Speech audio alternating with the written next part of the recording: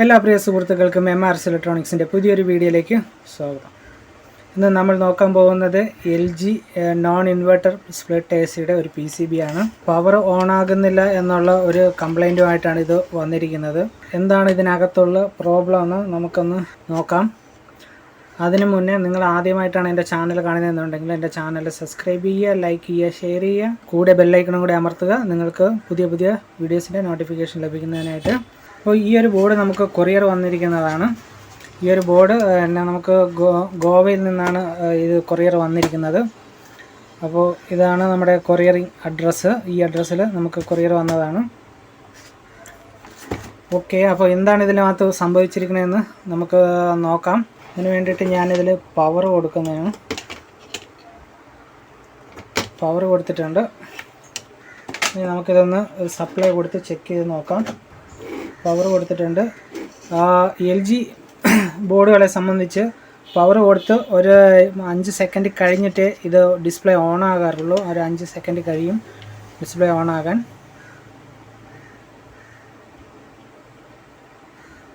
Okay, നമുക്കിതിനകത്ത് ബീപ്പോ ഈ display on ആവുകയോ ഒന്നും ചെയ്യുന്നില്ല. അപ്പോൾ നമുക്കിതിനകത്ത് ആദ്യം ഇപ്പോൾ ഒരു ശബ്ദം കേട്ടായിരുന്നു, വേറെ ഒന്നും ഓണാകുന്നില്ല. ഒരു മ്യൂസിക് ഇതിനകത്ത് കേട്ടായിരുന്നു, പക്ഷെ ഡിസ്പ്ലേയിലൊന്നും വന്നിട്ടില്ല.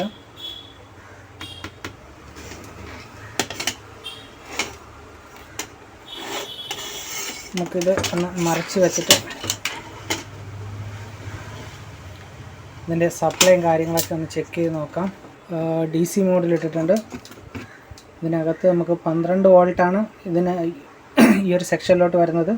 ഇതിൽ പിന്നെ 15 വോൾട്ട് ഉണ്ട്. 15 വോൾട്ട് എന്ന് പറയുന്നത് DC മോട്ടറിൽ വർക്ക് ചെയ്യാൻ വേണ്ടിയിട്ട് 15 വോൾട്ട് വരും. അപ്പോൾ നമുക്ക് ആദ്യം 12 വോൾട്ട് ഉണ്ടാകുന്ന ചെക്ക് ചെയ്ത് നോക്കാം.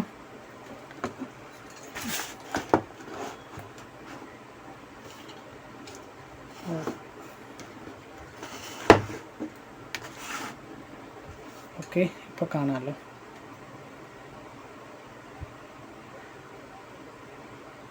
.85 വോൾട്ടേജ് ഉണ്ട്. ഓക്കെ, അത് മതിയാവും.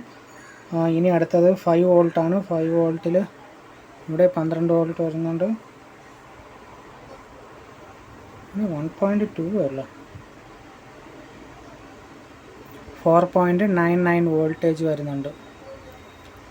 ഓക്കെ, അപ്പോൾ ഈ ഒരു വോൾട്ടേജ് കാര്യങ്ങൾ ഓക്കെയാണ്. ഇനി ചെക്ക് ചെയ്യേണ്ടത് നമുക്ക് ക്രിസ്റ്റൽ ചെക്ക് ചെയ്ത് നോക്കാം. ക്രിസ്റ്റലിൽ 2 ടൈപ്പ് വോൾട്ടേജ് വരണം. 2 പോയിൻറ്റ് സംതിങ് വരണം, 1 പോയിൻറ്റ് സംതിങ് വരണം. അപ്പോൾ ഇവിടെ ക്രിസ്റ്റലിൻ്റെ ഇവിടെ 2.23 അങ്ങനെ വേരിയൻ്റ് ആയിട്ട് നിൽക്കുന്നുണ്ട്.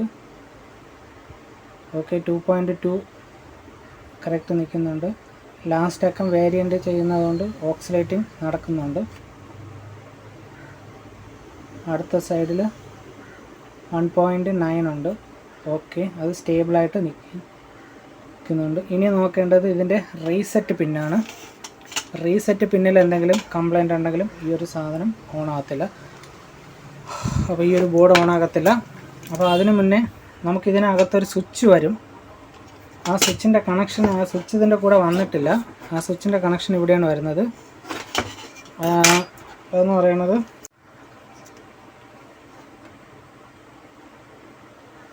ഇവിടെ ഈ 4.9 ഇതാണ് ഇതിൻ്റെ സ്വിച്ചിൻ്റെ കണക്ഷൻ എന്ന് പറയുന്നത്. ഇതൊന്ന് ഷോർട്ട് ചെയ്ത് നോക്കാം, ഓൺ ആകുന്നുണ്ടോ ഇല്ലയോ എന്ന്. ഡിസ്പ്ലേയിൽ ഒരനക്കവും ഇല്ല.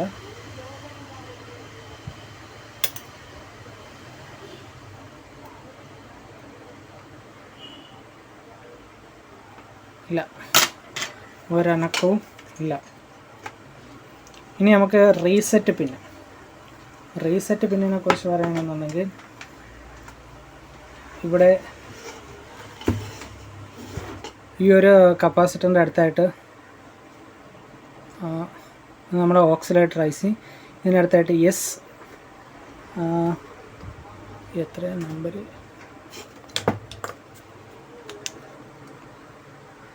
.7136 S7136. ഇതൊരു ട്രാൻസിസ്റ്റർ കണക്കാണെങ്കിലും ഇതൊരു IC ആണ്. ഇതിനകത്ത് തന്നെ ഓപ്പാമ്പും ട്രാൻസിസ്റ്റർ എല്ലാം കൂടെ ചേർന്നിട്ടുള്ള ഒരു IC ആണ്. ഇത് നമ്മൾ റീസെറ്റ് പിന്നിന് വേണ്ടിയിട്ടാണ് ഇത് ഉപയോഗിക്കുന്നത്. ഇതിൽ 3 ലെഗ് വരണമെന്ന് വെച്ച് കഴിഞ്ഞാൽ ഗ്രൗണ്ട്, ഇന്ന്, ഔട്ട്, ഇങ്ങനെയാണ് ഇതിൻ്റെ 3 ലെഗ് വരുന്നത്. ഈ 3 ലെഗിലും ഇത് ഈ ഒരു പിന്നെന്ന് പറയുന്നത് ഇന്ന്, സെൻറ്ററിലത്തെ പിന്നെ ഗ്രൗണ്ട്, മൂന്നാമത്തെ പിന്നെന്ന് പറയുന്നത് ഔട്ട്. അങ്ങനെ ഇന്ന് ശരി, അത് കറക്റ്റാണ്. അപ്പോൾ ഇതാണ് ഇവിടുത്തെ ഔട്ട്. ഈ ഔട്ട്പുട്ടിൽ നമുക്ക് വോൾട്ടേജ് ഹൈ ആയിരിക്കണം. അതായത് ഇവിടെ നമുക്കൊരു ഇപ്പോൾ ഇവിടെ 4.9 ഉണ്ടെങ്കിൽ ഇവിടെയും 4.9 കിട്ടണം. അപ്പോൾ ഈ ഒരു വോൾട്ടേജിൽ എന്തെങ്കിലും വേരിയേഷൻ ഉണ്ടാവുകയോ വോൾട്ടേജ് ഹൈ ആവുകയോ ചെയ്താൽ ലിമിറ്റ് കഴിഞ്ഞ് കഴിഞ്ഞാൽ ഇവിടെ നെഗറ്റീവ് വോൾട്ടേജ് ആയിരിക്കും വരുന്നത്. അത് ഈ ഒരു ട്രാൻസിസ്റ്റർ കണക്കിരിക്കുന്ന ICയുടെ ഡാറ്റ ഷീറ്റ് എടുത്ത് വെച്ച് നിങ്ങൾക്ക് നോക്കിയാൽ മനസ്സിലാവും.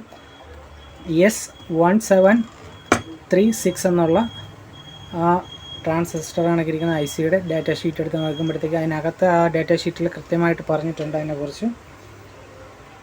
ഓക്കെ, നമുക്ക് ഇവിടെ ഇപ്പോൾ കാണാൻ പറ്റുന്നുണ്ട് ഇവിടുത്തെ ക്രിസ്റ്റൽ ഒരു മാറിയിട്ടുണ്ട്. അപ്പോൾ ഇവിടുത്തെ ഈ റീസെറ്റ് വോൾട്ടേജും കൂടെ നമുക്കൊന്ന് ചെക്ക് ചെയ്ത് നോക്കാം. റീസെറ്റ് ഞാനിപ്പോൾ പവർ എടുത്ത് വീണ്ടും ഓൺ ചെയ്തിട്ടുണ്ട്.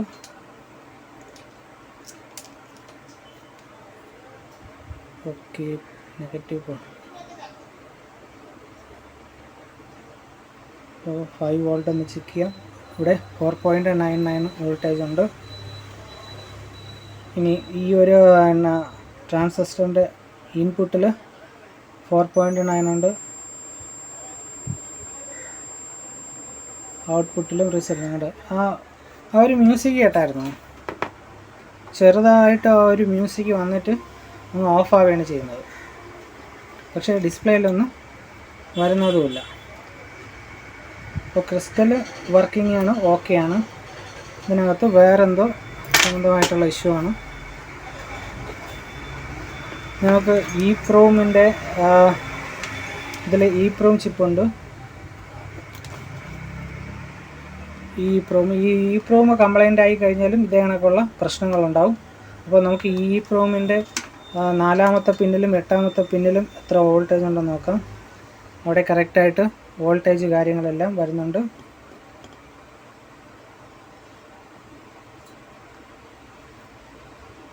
ക്ലോക്ക്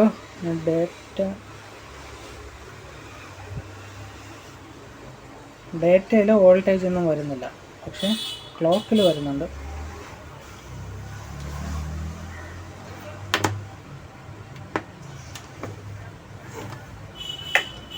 പവർ ഓഫ് ചെയ്തിരിക്കുന്നു. അപ്പോൾ ഈ ഒരു IC വർക്ക് ചെയ്യാൻ വേണ്ടിയിട്ടുള്ള എല്ലാ കാര്യങ്ങളും ഇതിനകത്ത് തന്നെ ഉണ്ട്, അവൈലബിൾ ആണ്. ഇതിൻ്റെ റീസെറ്റ് വോൾട്ടേജ് ഉണ്ട്, നമ്മുടെ ക്രിസ്റ്റൽ, ഇത് രണ്ടുമാണ് മെയിനായിട്ടും. പിന്നെ വരുന്നതെന്ന് വെച്ച് കഴിഞ്ഞാൽ നമ്മൾക്ക് സീറോ ക്രോസിംഗ് വോൾട്ടേജ് എന്ന് പറയുന്നത് ഇത് എനബിൾ ആൻഡ് ഡിസബിളിംഗ് ആണ്. ഇതിൽ സീറോ ക്രോസിംഗ് വരുന്നത്. ഈ ഒരു സീറോ ക്രോസ് വോൾട്ടേജ് ഇവിടെ വന്നില്ല എന്നുണ്ടെങ്കിലും ഈ ഒരു പ്രോസസ്സർ വർക്ക് ചെയ്യത്തില്ല. പക്ഷേ എനിക്ക് വേണ്ട ഇപ്പോൾ ഒരു മ്യൂസിക് ഇതിൽ കേട്ടു. ആ മ്യൂസിക് കേൾക്കണമെങ്കിൽ തന്നെ നമുക്കിതിൽ സീറോ ക്രോസിംഗ് വന്നു കഴിഞ്ഞാൽ മാത്രമേ ആ മ്യൂസിക് കേൾക്കത്തുള്ളൂ. ആ മ്യൂസിക് കേൾക്കുന്നതുകൊണ്ട് ഈ ഒരു സർക്യൂട്ട് നമുക്കിവിടെ ഓക്കെ ആണെന്ന് പറയാം. ക്രിസ്റ്റൽ ഓക്കെ ആണെന്ന് പറയാം. ഈ ഒരു ട്രാൻസിസ്റ്റർ IC ഓക്കെ ആണെന്നും പറയാം. ഇനി വരുന്നത് നമുക്ക് EEPROM ആണ്. ഒരു കാര്യം ചെയ്യാൻ, നമുക്ക് ആദ്യം ഈ EEPROM ഒന്ന് അഴിച്ചിട്ട്, ഇത് സോക്കറ്റിലാണ് ഇരിക്കുന്നത്, നമുക്കിത് ഒന്ന് അഴിച്ചിട്ട് EEPROM ഒന്ന് റീഡ് ചെയ്ത് നോക്കാം. ഇതിനകത്ത് ഡേറ്റ എല്ലാം കറക്റ്റായിട്ട് തന്നെയാണ് ഇരിക്കുന്നത്. ഡേറ്റയ്ക്ക് എന്തെങ്കിലും പ്രശ്നമുണ്ടോ ഇല്ലയോ എന്ന് റീഡ് ചെയ്ത് നോക്കാം. ഇതെന്ന് പറയുന്നത് ഇതിൻ്റെ കാണാൻ പറ്റുന്നില്ല,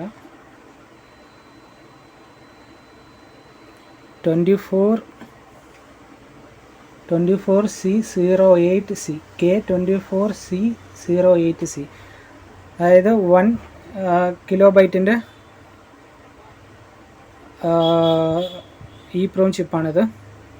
അപ്പോൾ ഈ ചിപ്പ് ആദ്യം നമുക്കൊന്ന് റീഡ് ചെയ്ത് നോക്കാം. കമ്പ്യൂട്ടർ ലാപ്പിൻ്റെ ഫ്രണ്ടിൽ വന്നിട്ടുണ്ട്. നമുക്ക് ഇതാണ് ഞാൻ ഉപയോഗിക്കുന്ന programmer, RT809F serial ISP programmer. അപ്പോൾ ഈ പ്രോഗ്രാമറിൽ ഇതിൻ്റെ ആ നോച്ച് കറക്റ്റാക്കി നോക്കി നമുക്കിതിനകത്ത് സെറ്റ് ചെയ്ത് വെക്കണം.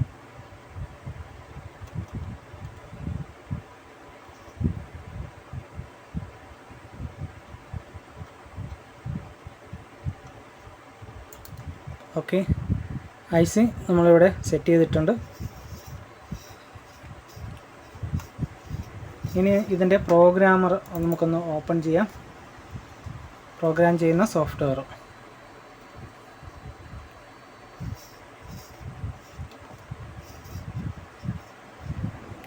Okay, smart identity, smart ID എന്ന് പറയും. ആ ഒരു ഓപ്ഷൻ ക്ലിക്ക് ചെയ്യുക. അപ്പോൾ ഇതിനകത്ത് 2408 എന്നുള്ള ഈ മെമ്മറി ചിപ്പ് റീഡായിട്ടുണ്ട്. 8 KB 1 KB എന്ന് പറഞ്ഞിട്ട്. ഇനി ഇത് നമുക്ക് റീഡ് ചെയ്യണം. റീഡ് ചെയ്യുമ്പോഴത്തേക്കും ഇത് സേവ് ചെയ്യാൻ വേണ്ടിയിട്ട് ചോദിക്കും. അപ്പോൾ നമ്മളിവിടെ സേവ് ചെയ്ത് വിടുക. എന്നിട്ട് ഇതിൻ്റെ ഡേറ്റ എങ്ങനെ ചെക്ക് ചെയ്യുന്നതാണ് ഇവിടെ മുകളിൽ ബഫർ എന്നും പറഞ്ഞുകൊണ്ട് ഒരു ഓപ്ഷൻ ഉണ്ട്. അത് ക്ലിക്ക് ചെയ്യുമ്പോഴത്തേക്കും ഈ ബഫർ ഇതിനകത്തോട്ട് വരും. അപ്പോൾ ഈ ബഫറിനകത്ത് കാണുന്നതെല്ലാം FF എന്നാണ്. മുകളിൽ മാത്രം ചെറിയൊരു ഈ 2 ലൈൻ, ആദ്യത്തെ 3 ലൈനിൽ മാത്രം ഡേറ്റ ഉണ്ട്. ബാക്കി എല്ലാ ലൈനും F ആണ് കിടക്കുന്നത്. അതായത് F വന്നു കഴിഞ്ഞാൽ അവിടെ യാതൊരുവിധ ഡേറ്റയും ഇല്ലെന്നാണ് അർത്ഥം. അപ്പോൾ ഇതിനകത്ത് പ്രശ്നമെന്ന് പറയുന്നത് ഈ ഒരു മെമ്മറിക്കകത്തുള്ള ഡേറ്റാസ് ഒന്നും തന്നെ ഇതിനകത്തില്ല. ഇനി നമ്മൾ ചെക്ക് ചെയ്യേണ്ട കാര്യം എന്ന് പറയുന്നത് ഇതിൻ്റെ PCB ബോർഡാണ്. ആ PCB ബോർഡിൽ ഇതാണ് എൻ്റെ PCB ബോർഡിൽ നമുക്കിവിടെ നമ്പർ എഴുതിയിട്ടുണ്ട്. 64433501 എന്നുള്ള നമ്പർ എഴുതിയിട്ടുണ്ട്. അപ്പോൾ ഞാനിതിനകത്ത് ഈ നമ്പറിലുള്ള ഡേറ്റ ഫയൽ സേവ് ചെയ്ത് വെച്ചിട്ടുണ്ട്. ആ ഒരു ഡേറ്റ ഫയൽ ഈ EEPROM ചിപ്പിനകത്തോട്ട് റൈറ്റ് ചെയ്യാം. അപ്പോൾ അത് റൈറ്റ് ചെയ്യാൻ വേണ്ടിയിട്ട് നമുക്കിവിടെ ഓപ്പൺ കൊടുക്കാം. ഓപ്പൺ കൊടുത്തിട്ട് ഇവിടെ AC ഉണ്ട്. ഇതിനകത്ത് ഇവിടെ കൊടുത്തിട്ടുണ്ട് 64. ഇവിടെ ഈ ഫയൽ നമുക്ക് സെലക്ട് ചെയ്ത് ഓപ്പൺ കൊടുത്തതിന് ശേഷം ഇവിടെ ചെക്ക് ചെയ്യാം ആ ഫയൽ സെലക്റ്റഡ് ആയിട്ടുണ്ടോ ഇല്ലയോ എന്ന്. ഓക്കെ, അതിനുശേഷം റൈറ്റ് ചെയ്യാം. റൈറ്റ് ചെയ്യുമ്പോഴത്തേക്കും റൈറ്റിങ് കഴിഞ്ഞു. ഇത്ര സ്പീഡാണ്. ഓക്കെ, അപ്പോൾ ഇനി ഈ മെമ്മറി ചിപ്പ് അതിനകത്തിട്ടിട്ട് നമുക്കൊന്ന് ഓൺ ചെയ്ത് നോക്കാം അത് വർക്ക് ചെയ്യുന്നുണ്ടോ ഇല്ലയോ എന്ന്. ഇനി നമുക്ക് ഈ ഒരു IC ഇതിനകത്തോട്ട് സെറ്റ് ചെയ്യാം. ഇതിൻ്റെ നോച്ച് മാറിപ്പോകരുത്. നോച്ച് മാറിപ്പോയി കഴിഞ്ഞാൽ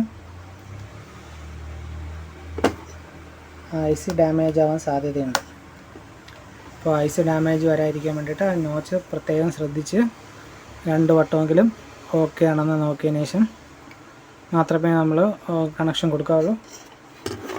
ഓക്കെ, ഇനി ഇത് നമുക്കൊന്ന് പവർ കൊടുത്തൊന്ന് ഓൺ ചെയ്ത് നോക്കാം. ഓണാവുന്നുണ്ടോ ഇല്ലയോ എന്ന്. ഞാൻ പവർ കൊടുത്തു, സ്വിച്ച് ഇട്ടു.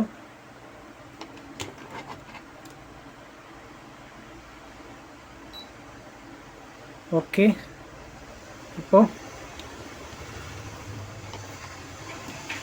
കറക്റ്റ് ഓൺ ആയിട്ടുണ്ട്. ഇത്